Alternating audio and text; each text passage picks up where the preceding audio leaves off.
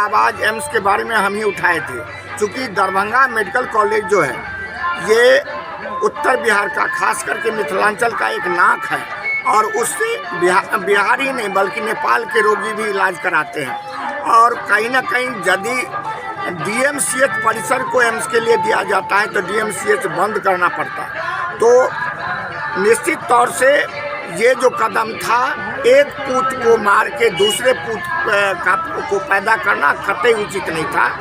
और हम लोगों का जब महागठबंधन की सरकार बनी तो आदरणीय तेजस्वी प्रसाद यादव जब स्वास्थ्य मंत्री बने तो उन्होंने पहल करके शोभन वाला ज़मीन देने का काम किया। और आज स्थिति ये है, जो शोभन वाला ज़मीन तो सरकार ने दे दी, यहाँ तक का उसके भराने का भी काम करेंगे। और डीएमसीएच को भी सुपर स्पेशलिटी हॉस्पिटल बनाने के लिए 3200 करोड़ रुपए का प्रोजेक्ट दिया।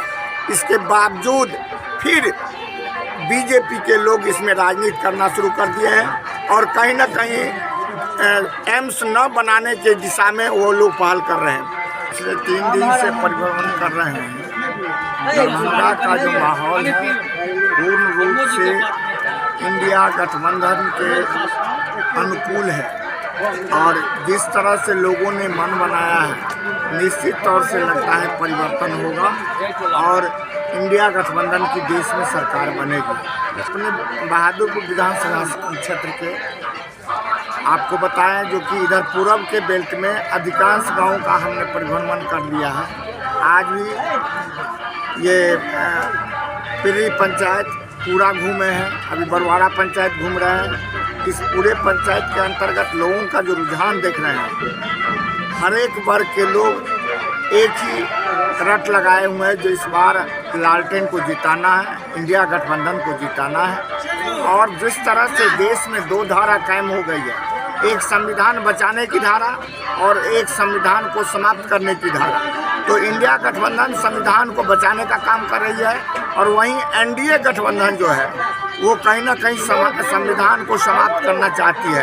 तो बाबा साहेब भीमराव अंबेडकर जी ने जो हम लोगों को संविधान के तहत मौलिक अधिकार के रूप में वोटिंग राइट दिया, वो वोटिंग राइट को एनडीए गठबंधन समाप्त करना चाहते हैं और बाबा साहब भीमराव अंबेडकर के संविधान को समाप्त करना चाहती है। इसीलिए इंडिया गठबंधन के तरफ पूरे देश का रुझान है और हम समझते हैं जो आने वाला चुनाव जो है उसमें निश्चित तौर से इंडिया गठबंधन भारी मतों से जीतेगी और दरभंगा का जो स्थिति है, ललित यादव भारी वोट से जीतेंगे। अच्छा सर, एक जो बात है, अगर विकास की बात करें तो एम्स पिछले 8 साल से जो है भटक रहे, क्या उसके प्रति जो कोई बात होगी? देखिए, आप लोग मीडिया के साथी आप लोग देख रहे हैं, पहला आवाज़ एम्स के बारे में हम ही उठाए थे, क्योंकि दरभंगा मेडिकल कॉलेज जो है ये उत्तर बिहार का, खास करके मिथिलांचल का एक नाक है और उससे बिहार ही नहीं बल्कि नेपाल के रोगी भी इलाज कराते हैं। और कहीं ना कहीं यदि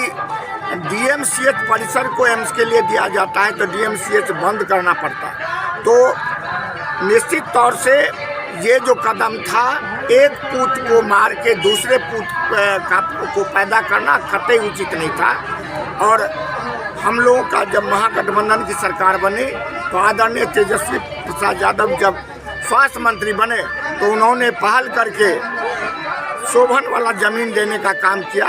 और आज स्थिति ये है, जो शोभन वाला ज़मीन तो सरकार ने दे दी, यहाँ तक का उसके भराने का भी काम करेंगे। और डीएमसीएच को भी सुपर स्पेशलिटी हॉस्पिटल बनाने के लिए 3200 करोड़ रुपए का प्रोजेक्ट दिया।